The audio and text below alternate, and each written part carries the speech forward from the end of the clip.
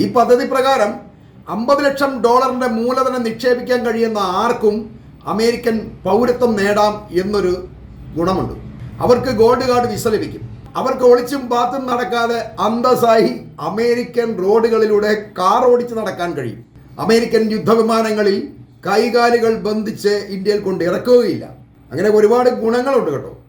എന്നർത്ഥം കഞ്ഞിക്ക് വകയില്ലാത്തവനെ അമേരിക്കയിലേക്ക് കയറ്റില്ല എന്ന് ട്രംപ് ഏതാണ്ടൊക്കെ തീരുമാനിച്ചു കഴിഞ്ഞിരിക്കുകയാണ്. അതുകൊണ്ട് കാശില്ലാത്തവരാരും അമേരിക്കയ്ക്ക് പോകാൻ നിൽക്കണ്ട.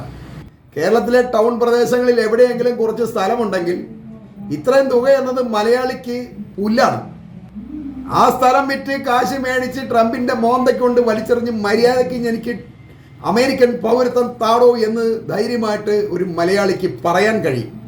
അവിടെ ട്രംപ് തോൽക്കും എന്നുള്ളത് തന്നെയാണ് ഞാൻ പറയുന്നത്. മലയാളിയെ ഒരിക്കലും ട്രംപിനെ തോൽപ്പിക്കാൻ കഴിയില്ല. കാരണം അത്രയധികം കാശുള്ള ആൾക്കാർ കേരളത്തിലുണ്ട്.